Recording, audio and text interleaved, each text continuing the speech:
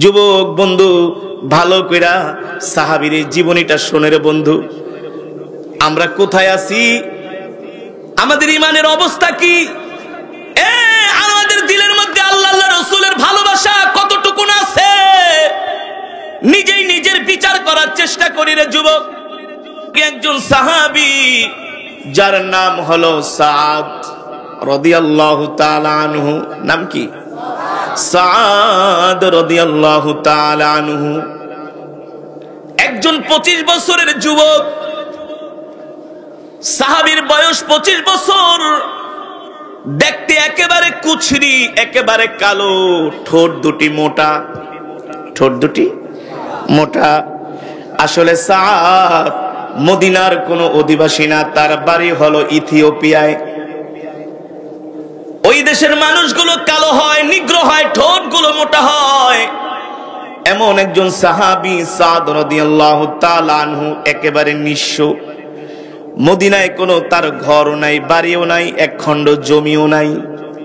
এই কারণেই বলেছি সাহাবীদের মাঝে সম্পদের লোভ ছিল না, ক্ষমতার লোভ ছিল না, নারীর লোভ ছিল না, বাড়ির লোভ ছিল না।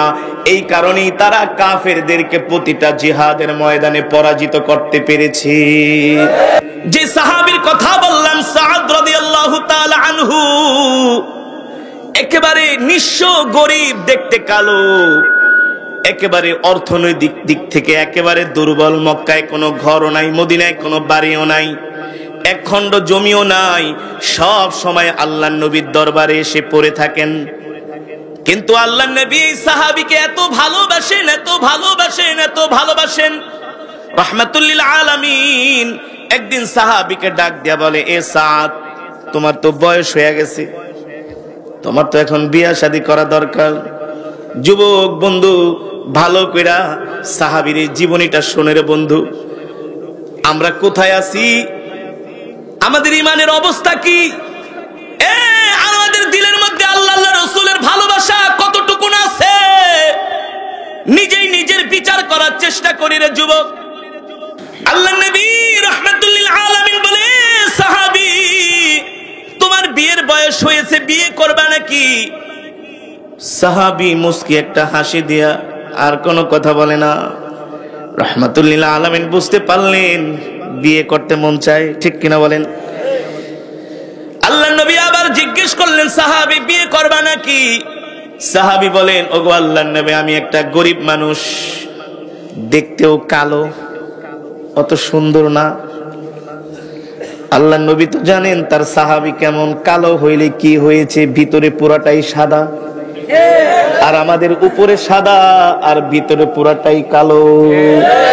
এই মানুষের আল্লাহ তাআলার কাছে 2 পয়সারও দাম নাই না। রাহমাতুল লিল আলামিন বলে, সাহাবী, তুমি বিয়ে করবা কিনা বলো। ওগো নবীজি, 1 নম্বরে গরিব, কালো, 2 নম্বরে তো আমার টাকা পয়সা নাই, কে আমার কাছে মেয়ে বিয়ে দিবে?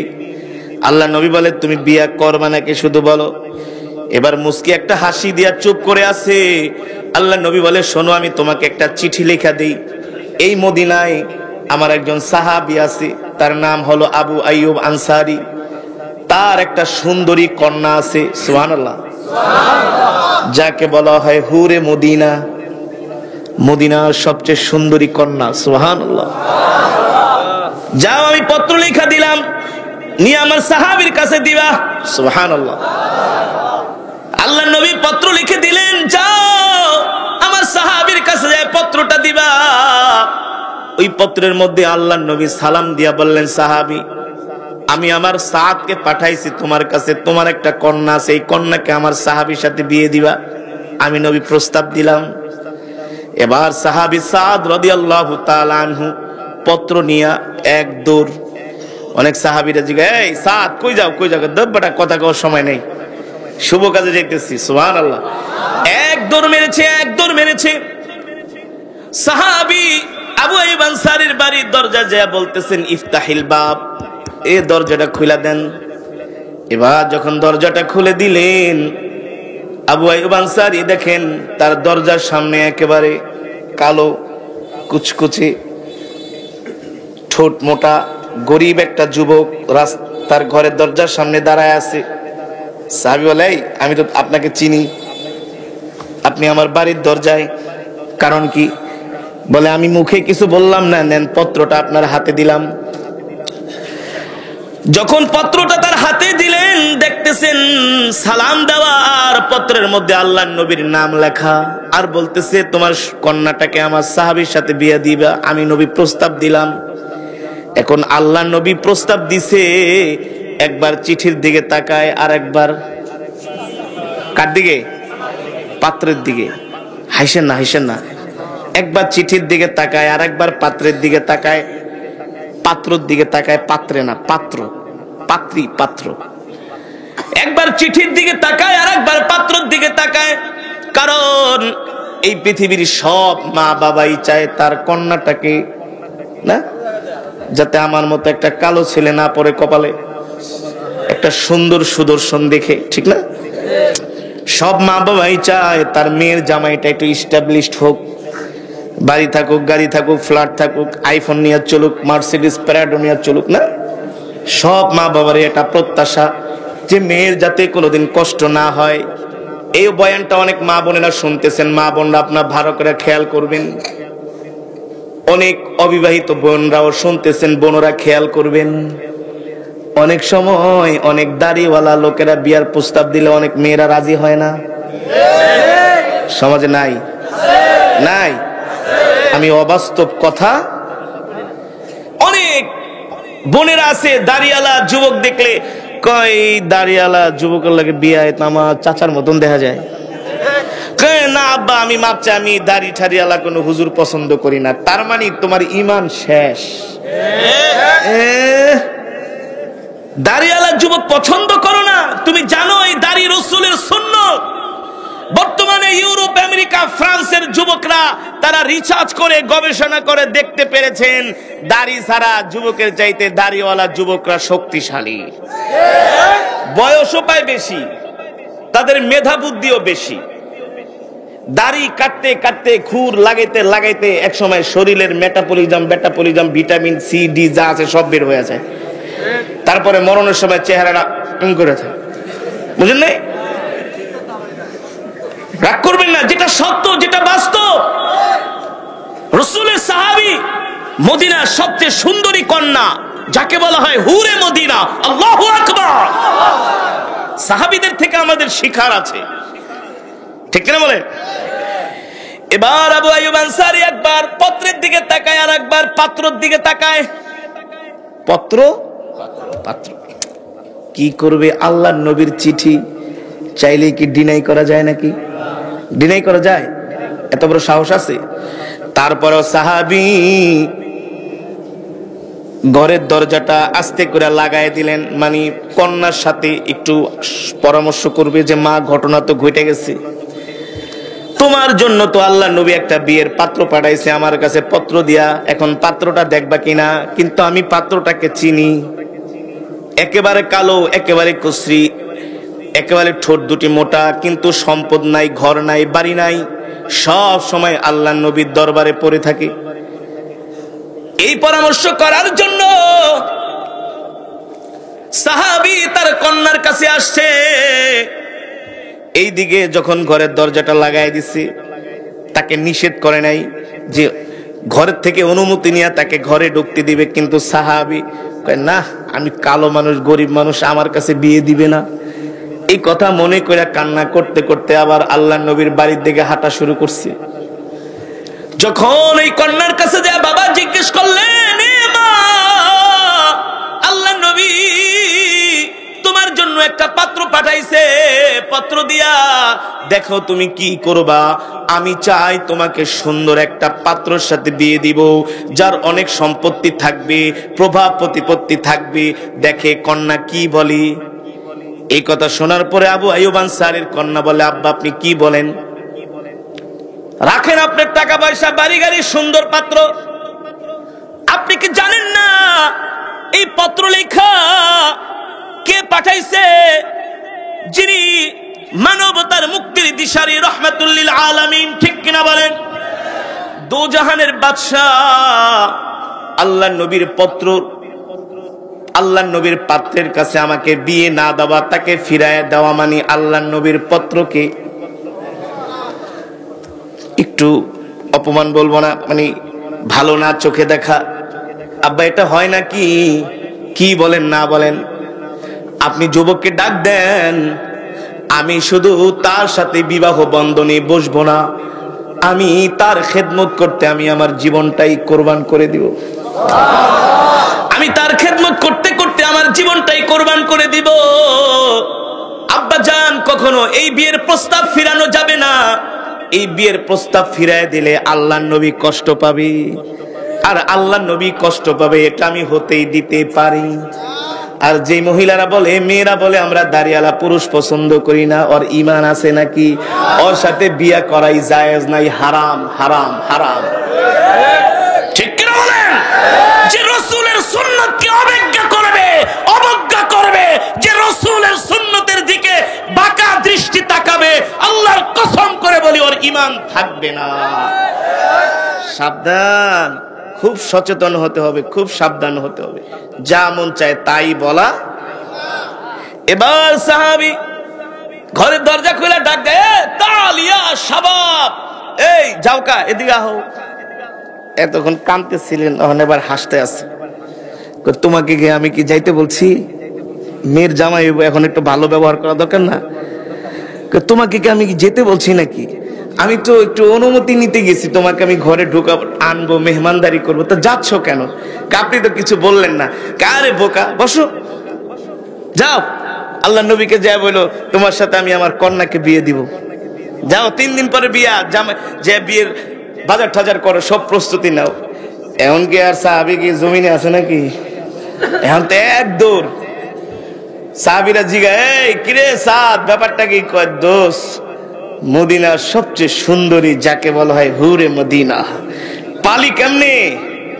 টাকা নাই, পয়সা নাই, বাড়ি নাই, গাড়ি নাই। পাশের বাড়ির জামাইল্লায় 14টার লগে টাঙ্কি মারে, দেখতেও সুন্দর না? বিয়া লাস্টে এমন একটা করছে যায়, ওই যে ধরা খেয়ে গেছে, বেশি গুনাহ করলে যা হয়। কিন্তু কামালে আবার খুব চরিত্রবান। লাস্টে এমন জায়গায় যে হাত দিছে, জামালে কয়, কিরে দোস্ত, ব্যাপারটা কি? এত কিছু করলাম কিন্তু তোর মতন তো পাইলাম না। পাবি কেমনে? কামাল তো আর কোথাও। ভরসা করছে কার উপরে? আল্লাহর উপরে। আল্লাহু আকবার, জোরে বলেন আল্লাহু আকবার। যুবক, এই কথার অনেক কিছু বোঝার আছে কি আছে না? নিজের চরিত্রটাকে হেফাজত করতে হবে। বেগানা মহিলার দিকে তাকানো যাবে না। আর যদি ভালো বিয়া করতে চাও, আমার সাথে যোগাযোগ করে আমি একটা আমল শিখাই দিব।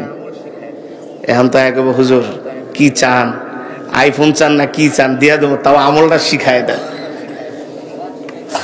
এক যুবক সিলেটে গেছে ওয়াজ করতে, হুজুর খিতা রে হাফেজ সাহেব, খুব বিপদে আছি রে। বাহ, আমি খিতা হইছে তোমার? কয়, একটা দিন রাইতে ঘুমাইতে পারি না, খিতা করো, একটা আমল শিখায় দাও। আমি কি হয়েছে? কয়, খুব বিপদে আছি, একটা আমল শিখাক আমারে, যাতে করে আমি এই বিপদটা থেকে উদ্ধার হইতে পারি। তো আমি ওরে সূরা ইখলাসের একটা আমল দিছি, যে তুমি এই আমলটা 40 দিন করবা। কয়দিন? 41 না হইলে আরেক 40, আরেক 40 না হইলে আরেক 40, অর্থাৎ 43 দিন করবা। ইনশাল্লাহ তুমি ভালো একটা রেজাল্ট পাবা। তা আমি আমল শিখাই দিয়েছি সূরাতুল ইখলাস, রাসূলের হাদিস, কেউ যদি 1000 বার পড়ে, আল্লাহ তাআলা তার জন্য 300টা রিজিকের দরজা খুলে দেয়। কয়টা? তিরমিজি শরীফের হাদিস, কেউ যদি সূরাতুল ইখলাস 1000 বার দৈনিক অজু অবস্থায় পড়ে, তার জন্য আল্লাহ তাআলা রিজিকের 300টা দরজা খুলে দেয়, যত অভাবনাটা আল্লাহ দূর করে দেয়। সুবহানাল্লাহ, যার বাস্তব প্রমাণ আমি তো শিখাই দিয়েছি। এখন পরের বছর ওয়াজে গেছি, কোবা খালি সাহেব তুমি খিতা শিখাইলা রে, বা তোমার দোয়া এখনো খাম হয় নাই। আমি, খিতা খাও তুমি? তুমি খাইছো 41, 42, আমি 46 পড়ছি রে বা, তোমরা খিতা খাও মৌলবী মুন্সিরা। আমি গাই, তুমি কি সুন্দর করে ঠিক মতো আমল ঠামল করছো? খিতা খাও না খাও, রাত ঘুমায় ঘুমায় তসবিলে শুধু আমল করি। পাশের চাস্তো বেকা, হুজুর আমল যেটা দিচ্ছেন ওটা ঠিকই করছে, মাগার নামাজ এক ওয়াক্ত পড়ে নেই, তাইলে কি হবে? তাহলে হবে? আগে 5 ওয়াক্ত সালাত পড়ে তারপরে আল্লাহ তাআলার কাছে চাইতে হবে, ঠিক কিনা বলেন? এবার রাসূলের সাহাবী সাদ বলে, এ বন্ধু আমাকে ডিস্টার্ব করো না। কারণ কি? বলে মদিনার সবচেয়ে সুন্দরী কন্যার সাথে আমার বিবাহ। সুবহানাল্লাহ। আর মাত্র 3 দিন পরে তোমাদেরও দাওয়াত। আল্লাহর নবীর দরবারে যাচ্ছি। এবার আল্লাহর নবী দরবারে গেলেন। ভালোবাসার নবী, মায়ার নবী, দয়ার নবী, কত চমৎকার নবী, কত চমৎকার নবী। সাহাবী সাদ ঢোকার সাথে সাথে আল্লাহর নবী মুস্কে হাসি দিয়ে কয়, কি খবর? নবীজি, মেয়ের বাপেও রাজি, মেয়েও রাজি, যাও বিয়ে করো। বিয়ে যে করব, আপনি তো জানেন আমার কিছুই নাই। বিয়ে করবে কিভাবে? টাকা পয়সা নাই। আল্লাহ নবী আরেকটা পত্র লেখা দিলেন, যাও আমার জামাই ওসমানের কাছে চলে যাও। সুবহানাল্লাহ। মালে ধনী ওসমান গনি রাদিয়াল্লাহু তাআলা আনহু, হযরত ওসমান ইবনে আফফান, যাকে বলা হয় জিন্নুরাইন, যার কাছে আল্লাহর নবী 2টা কন্যা বিয়ে দিয়েছেন। সুবহানাল্লাহ। রাহমাতুল্লাহ আলামিন বলে, ওসমান, যদি আমার আরো একটা কন্যা থাকতো সেটাও আমি তোমার কাছে বিয়ে দিতাম। ওসমান ইবনে আফফান। সাদ রাদিয়াল্লাহু তাআলা আনহু পত্র নিয়া হযরত ওসমান রাদিয়াল্লাহু তাআলা আনহুর বাড়িতে গেলেন। হযরত ওসমান রাদিয়াল্লাহু তাআলা আনহু পত্রের মধ্যে আল্লাহর নবী লিখতেছে, ওসমান আমার সাহাবী বিয়ে করবে, টাকা নাই, তুমি টাকার ব্যবস্থা করে দাও। হযরত ওসমান ইবনে আফফান তিনি ওই সাহাবীকে, কোন বর্ণনায় আসছে 10,000 দিরহাম দিছে। যাও যাও সুন্দর করে বিয়ে করো, ভালো করে বাজার করো। সাহাবী সাদ রাদিয়াল্লাহু তাআলা আনহু দিনার দিরহাম নিয়ে বাজারে চলে গেলেন বিয়ের বাজার করার জন্য। বিয়ের বাজার করতেছেন, ধুমধাম বিয়ের বাজার হচ্ছে। যখন কেনাকাটা শেষ পর্যায়ে হঠাৎ করে বাজারের মধ্যে একজন ঘোষণা দিচ্ছেন, এ মদিনার মুসলমানেরা, এ যুবকেরা, আল্লাহর নবী তোমাদেরকে মসজিদে নববীতে ডাকছেন, এখনই যুদ্ধের ময়দানে যেতে হবে। সব যুবক সাহাবীরা যুদ্ধের জন্য তৈয়ার হচ্ছেন। সাহাবী সাদ রাদিয়াল্লাহু তাআলা আনহু তাকায় দেখেন সমস্ত যুবকরা ঘোড়া নিয়ে, তরবারি নিয়ে এক ঘোষণায় যুদ্ধের ময়দানের দিকে রওনা শুরু করছে। সাহাবী সাদ রাদিয়াল্লাহু তাআলা আনহু মনে মনে ভাবে, হায় রে, আমার কলিজার টুকরা নবী যুদ্ধের ময়দানে যুদ্ধ করবে, আমার ভাইরা যুদ্ধের ময়দানে যুদ্ধ করবে, আর আমি বিয়ে করব, আনন্দ ফুর্তি করব, এটা আমার পক্ষে সম্ভব না। কলিজার টুকরা নবীকে যুদ্ধের ময়দানে রেখে আমি কিভাবে বিয়ে করব? সাহাবী সিদ্ধান্ত নিলেন, বিয়ে করব না, বিয়ে করব না, আল্লাহর নবীর সাথে যুদ্ধের ময়দানে যে শামিল হয়ে যাব। আল্লাহু আকবার। যুদ্ধের ময়দানে যে আমি শামিল হয়ে যাব আল্লাহর নবীর কাফেলার সাথে। কিন্তু আমি যদি এখন নবীজির কাছে যাই, সে আমাকে কখনো যুদ্ধের অনুমতি দিবে না, বলবে না না না, তোমার যুদ্ধ করার দরকার নাই, তুমি আগে বিয়ে করো, কারণ আমার নবী কোনো স্বার্থপর নবী না। আল্লাহু আকবার, আল্লাহু আকবার। কেমন নবী ছিলেন? সাহাবী সাদ রাদিয়াল্লাহু তাআলা আনহু বলে, আমি আল্লাহর নবীকে চিনি, আল্লাহর নবী কখনো আমাকে যুদ্ধ করার অনুমতি দিবে না, আমাকে যুদ্ধের ময়দান থেকে বাড়িতে পাঠিয়ে দিবে। তাহলে কি করা যায়, কি করা যায়? আমার কাছে যে টাকা পয়সা আছে সেগুলা দিয়ে একটা দামি তরবারি কিনি আর একটা ডাল কিনি। দামি তরবারি আর ডাল কিনে আমি যুদ্ধের ময়দানে চলে যাই। আল্লাহ, কেমন ছিলেন রাসূল সাহাবীরা? বলে আল্লাহর নবী যদি আমাকে রাস্তায়ও দেখে, রাস্তা থেকে আমাকে পাঠায় দিবে বাড়িতে। নবীজির কথা তো আমি অমান্য করতে পারবো না। তাহলে একটা কাজ করি, আমি আমার মুখের মধ্যে একটা কালো কাপড় বাইদা রাখি, যাতে নবীজি আমাকে চিনতে না পারে। আল্লাহর নবী যাতে আমাকে চিনতে না পারে। সাহাবী সাদ রাদিয়াল্লাহু মুখের মধ্যে কালো কাপড় বেঁধে এবার তরবারি আর ডাল নিয়ে যুদ্ধের ময়দানে চলে গেলেন। কাফেরদের সাথে মুসলমানের তুমুল যুদ্ধ হচ্ছে, তুমুল লড়াই হচ্ছে। কাফেররা মুসলমানদের উপরে এমন ভাবে ভয়ঙ্কর হামলা শুরু করে দিল, আল্লাহর নবীর সাহাবীরা কাফেরদেরকে মোকাবেলা করার জন্য সাহাবায়ে কেরাম যুদ্ধের ময়দানে আগায় গেলেন। কাফেরদের সাথে মুসলমানদের সাথে তুমুল লড়াই শুরু হয়ে গেল। সাহাবী সাদ রাদিয়াল্লাহু তাআলা আনহু ময়দানের এক কোণায় দাঁড়ায়া দেখতেছেন কোন জায়গায় গেলে সবচেয়ে বেশি কাফেরদের উপরে অতর্কিত হামলা করা যায়। সাহাবী সাদ রাদিয়াল্লাহু তাআলা আনহু যুদ্ধের এক ময়দান থেকে বাজ পাখির মতো উড়ে একেবারে কাফেরদের শিবিরের মধ্যে চলে গেলেন। সেখানে যে যখন যত কাফের পেয়েছেন তিনি তার তরবারি দিয়ে সবগুলোকে ধরাশায়ী করে জাহান্নামে পাঠিয়ে দিয়েছেন। কাফেরেরা চিনতে পারে না কালো কাপড় পরে এটা আবার কোন দলের লোক, আমাদের দলের লোক নাকি তাদের দলের লোক। কাফেরেরা নির্ণয় করতে পারে না। সাহাবী যুদ্ধের কৌশল অবলম্বন করে এক এক করে কাফেরদেরকে হত্যা করতেছে। এবার কাফেরেরা বুঝে গেল এই সৈন্য কাফেরদের সৈন্য না, এই সৈন্য হলো মুসলমানদের সৈন্য।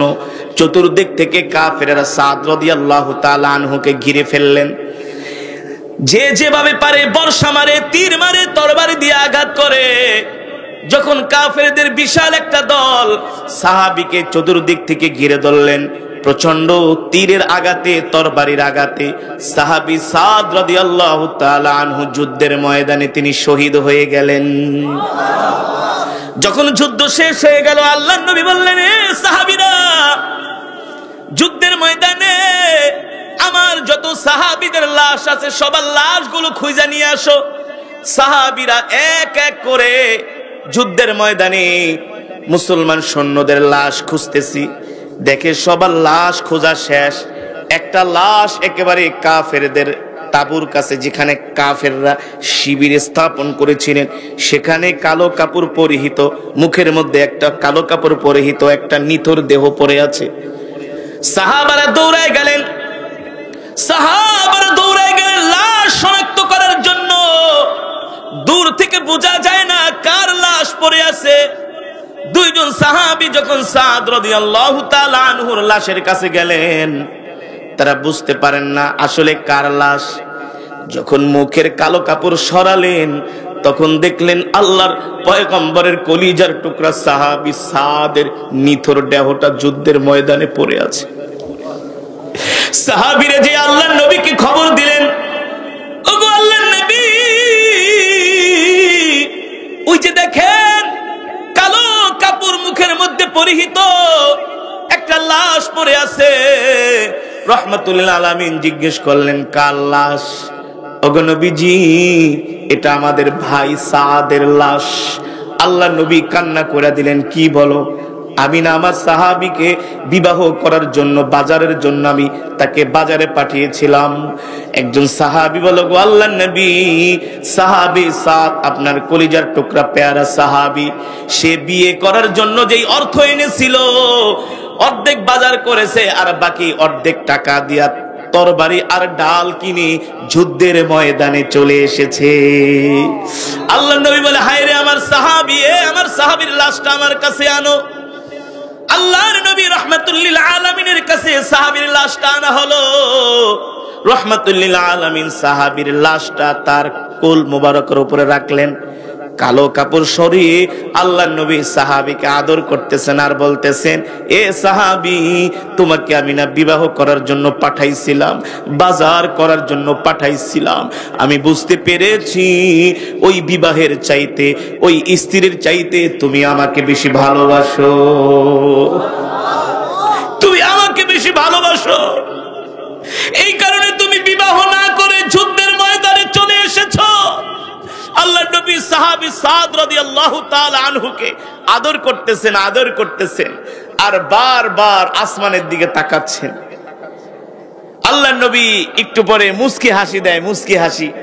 সাহাবায়ে কেরাম প্রশ্ন করেন, ওগো নবীজি, ওগো রাহমাতুল লিল আলামিন, আপনি সাহাবী সাদের লাশের দিকে তাকান, চেহারার দিকে তাকান, আবার বারবার আসমানের দিকে তাকান, মুস্কি হাসি দেন, কারণটা কি? রহমাতুল লিল আলামিন বলে, সাহাবীরা রে, আমার এই সাহাবী বিয়ে করবে বলে বাজার করার জন্য বাজারে গিয়েছিল, জিহাদের ডাক শুনে আর বাজার করে নাই, বাজারের টাকা দিয়া, বিয়ের খরচের টাকা দিয়া ডাল আর তরবারি কিনে যুদ্ধের ময়দানে চলে আসছে। এই সাহাবী তার জীবনের চাইতে, তার স্ত্রীর চাইতে, তার সব কিছুর চাইতে আল্লাহ রসুলকে ভালোবেসে জিহাদের ময়দানে এসে শহীদ হয়ে গেছে। আমি দেখতেছি জান্নাত থেকে একদল হুর জমিনে আসতেছে, এত সুন্দর চেহারা, আমি লজ্জায় তাকাইতে পারি না। হুরেরা ডাইকা বলতেছে, গো নবীজি, সাহাবী সাদের লাশটা আমাদের হাতে তুলে দেন, আমরা তাকে জান্নাতে নিয়ে গোসল করাবো। আল্লাহু আকবার, জোরে বলেন আল্লাহু আকবার। এই দৃশ্য দেখা সাহাবী আব্দুল্লাহ ইবনে মাসউদ রাদিয়াল্লাহু তাআলা আনহু চিৎকার করে আর কান্না করে, হায় রে, এটা যদি সাদ না হয়ে আমি হইতাম তাহলে না আমার কপাল কতই ভালো হতো। আল্লাহু আকবার।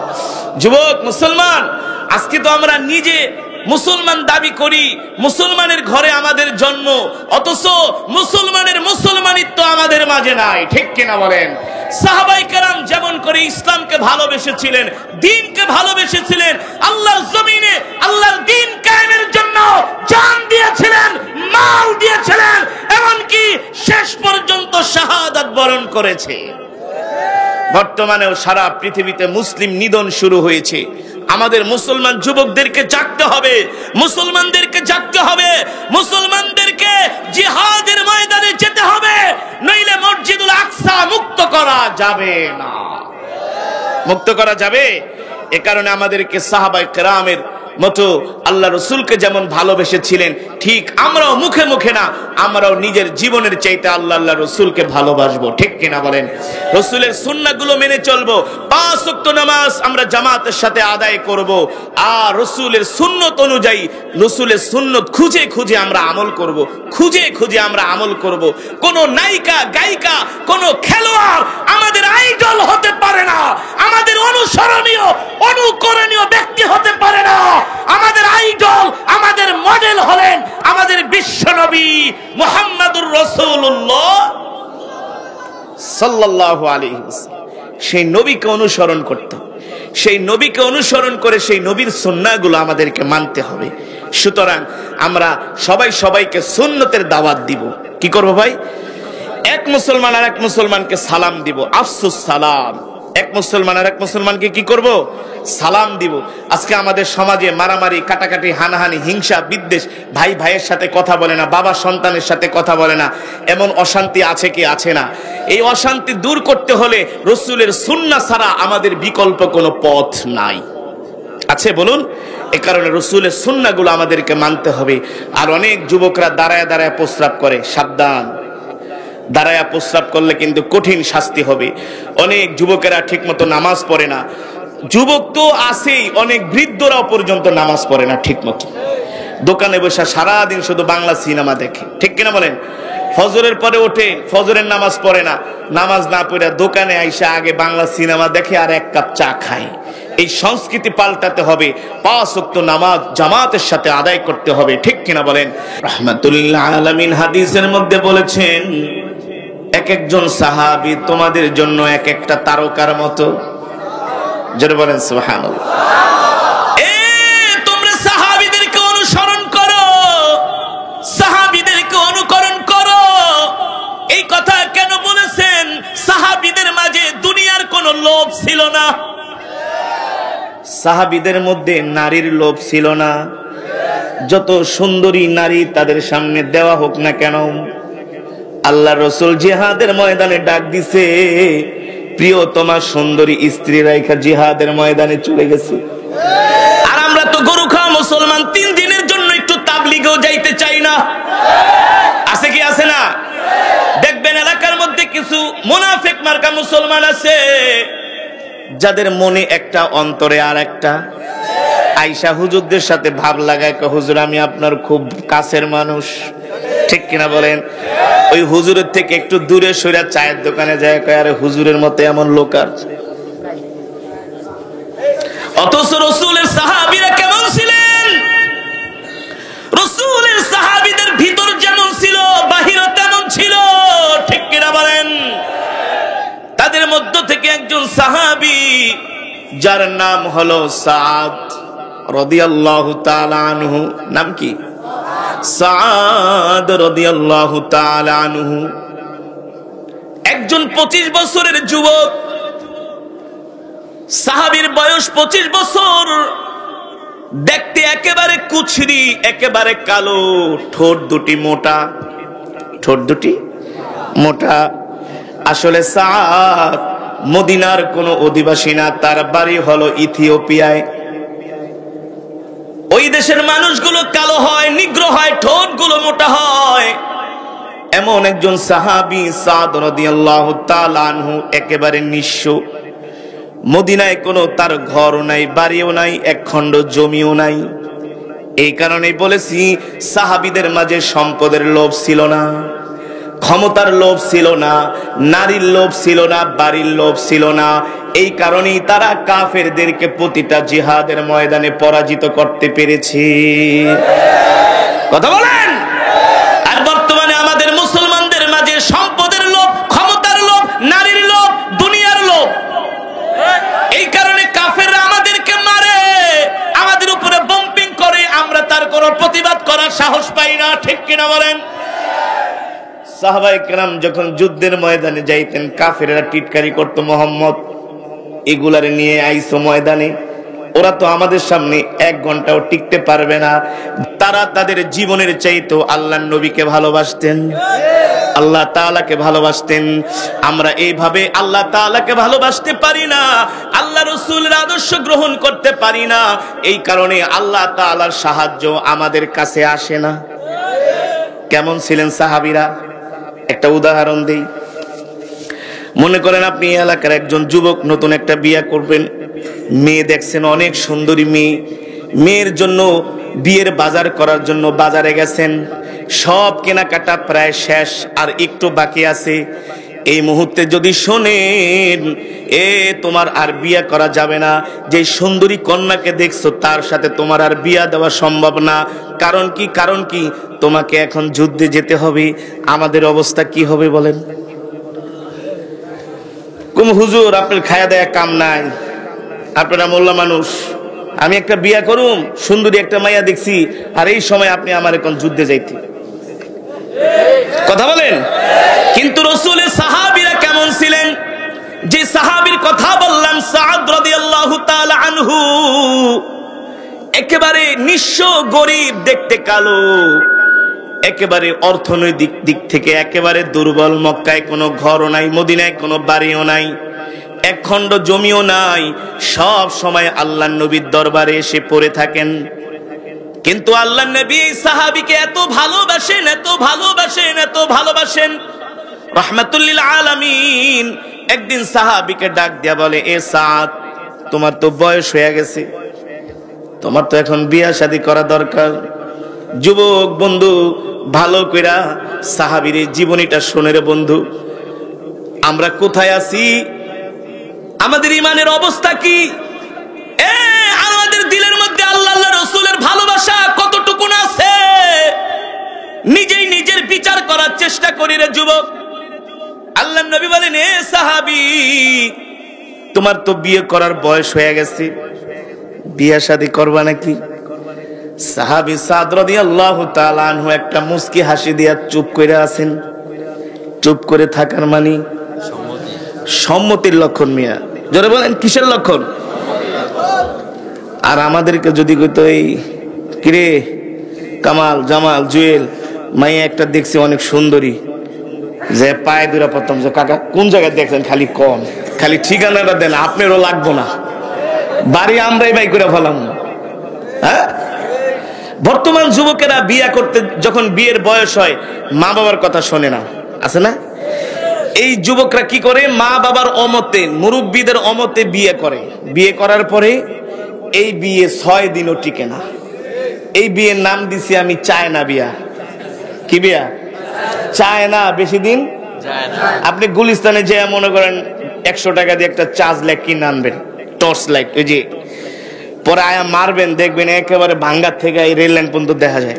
দোষ করতে আনছিস? কয় বেটা গুলিস্তানতে আনছি। কি লাইট? কয় চায়না। তোরটা কি? কয় জাপানি। কয় মার তো। অর্ডার 10 ভাগের 1 ভাগও যায় না। পরে দেখছস কি লাইট কিনা লই আইছি, 10 দিন পরে আর ওই চায়না লাইটের কোনো খবরও থাকে না, ঠিক কিনা বলেন? আর জাপানি ঠিকই 10 বছর যায়। ঠিক বর্তমান যুবকরা মা বাবার অমতে বিয়ে করে, বিয়ে করার পরে তাদের সংসার টিকে না। এর কারণ হলো মুরব্বিদেরও দোয়া লাগে। আবার অনেকে মনে মনে করে, ধর হুজুর আপনি কি করেন, দোয়া মোয়া আগে নিজেরটা নিজে করে আলাম না। মুরব্বিদের দোয়া লাগবে, ভালোবাসা লাগবে, ঠিক কিনা বলেন? যেটা বোঝাতে চেয়েছিলাম বন্ধু, আল্লাহ তাআলা আমাদের তৌফিক দান করুন। দরুদ শরীফ পড়ি, আল্লাহুম্মা সাল্লি আলা মুহাম্মাদ ওয়া আলা আলি মুহাম্মাদ কামা সাল্লাইতা আলা ইব্রাহিম ওয়া আলা আলি ইব্রাহিম ইন্নাকা হামিদুম মাজিদ। এই দোয়া করে যাও, দোয়া অনেক বড় ইবাদত। এমন কি আমল করছো? দোয়া করো, দোয়া আল্লাহর দরবারে কবুল হয়। দোয়া কখনো বিফলে যায় না। যে দোয়া করে না তার কপাল খারাপ, তার বদনসিব। দোয়া ছাড়া কোনো মুমিন থাকতে পারে না। দোয়া কোনো মুমিন মিস করতে পারে না। যেটা দোয়া মিস করে এটা মুমিনই না। রাসূলের হাদিস, দোয়ার অনেক ফজিলত।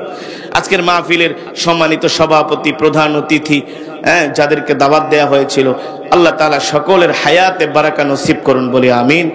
আমরা এখন সকলের জন্য দোয়া করব। অত্র এলাকার অনেক রাজনৈতিক ব্যক্তিত্ব আছেন, আপনাদেরকে যারা ভালোবাসে, আপনাদের সাথে যাদের সম্পর্ক, সকলের জন্য আপনারা দোয়া করবেন ইনশাআল্লাহ। আপনি একটু বলে দিন, আপনাদের এলাকার এমপি, তার জন্য দোয়া করবেন ইনশাআল্লাহ। ওনার আসার কথা ছিল, আসতে পারে নাই। আল্লাহুম্মা সাল্লি আলা মুহাম্মাদ ওয়া আলা আলি মুহাম্মাদ কামা সাল্লাইতা আলা ইব্রাহিম ওয়া আলা আলি ইব্রাহিম ইন্নাকা হামিদুম মাজিদ। اللهم بارك على محمد وعلى آل محمد كما باركت على إبراهيم وعلى آل إبراهيم إنك حميد مجيد. কিছু বলে দেন, আপনি বলেন কিছু, আর বলেন।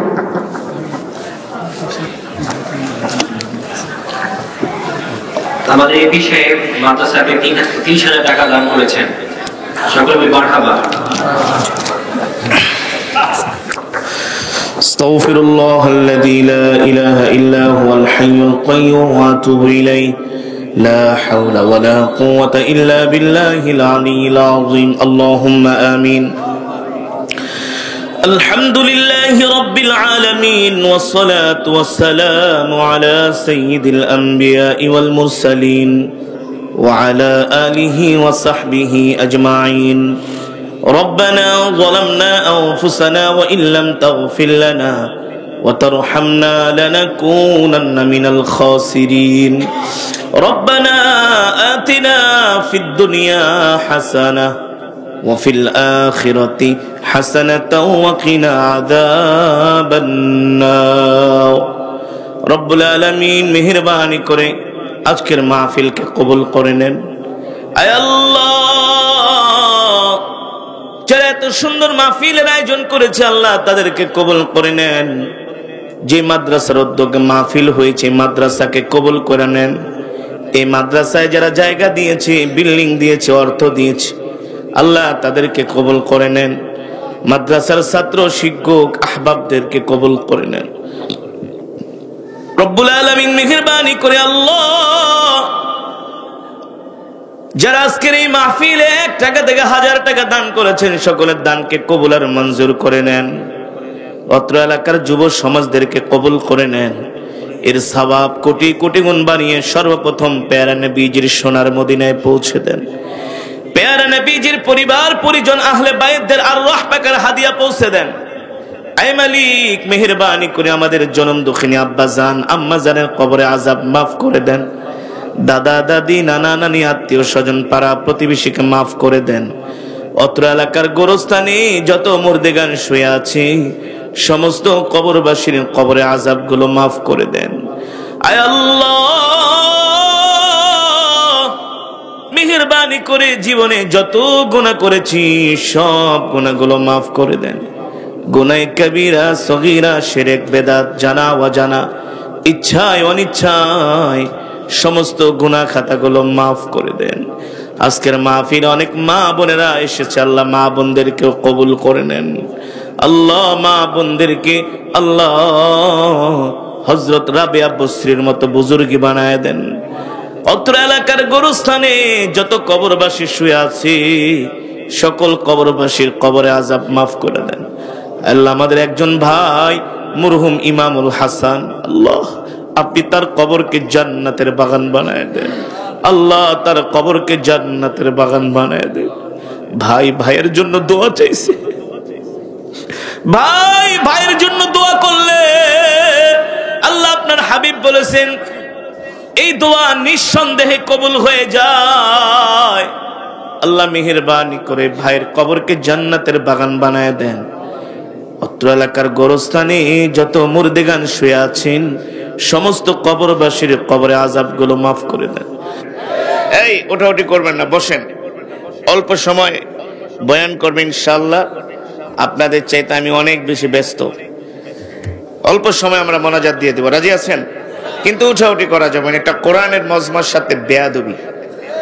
আপনি চার দোকানে বয়াদি এক টেবিলে বইতে পারে না 10 জন, বহে 30 জন, চাইপা ভয় বিড়ি একটা দিয়ে খা, তুইও খা, চাচা না চাচা জায়গা আরে না, সিনেমাটা শেষ করে যা, একসাথেই যা মনে। হারাম কাজে একজন আরেকজনের দাওয়াত দিতে পারে, ঠিক না? বাস্তব বলছে নাকি অবাস্তব? বর্তমানে বাংলাদেশের গ্রামের প্রত্যেকটা চায়ের দোকান এক একটা মিনি সিনেমা হল হয়ে গেছে, মিনি সিনেমা হল, ঠিক কিনা বলেন?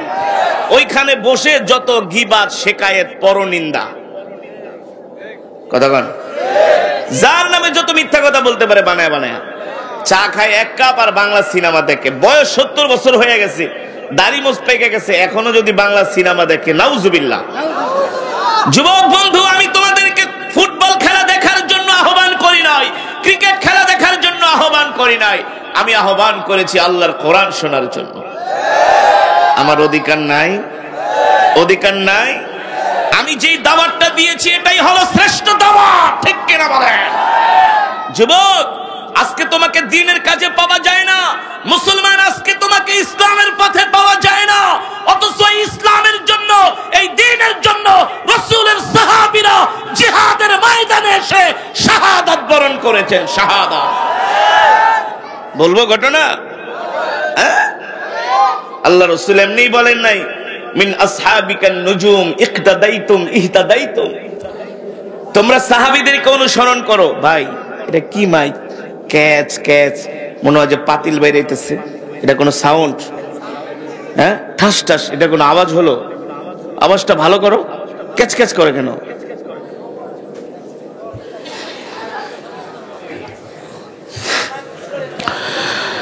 আল্লাহর নবী রাহমাতুল লিল আলামিন, যে সাহাবীরা আল্লাহর নবীকে তার জীবনের চাইতে ভালোবেসেছেন, আল্লাহু আকবার।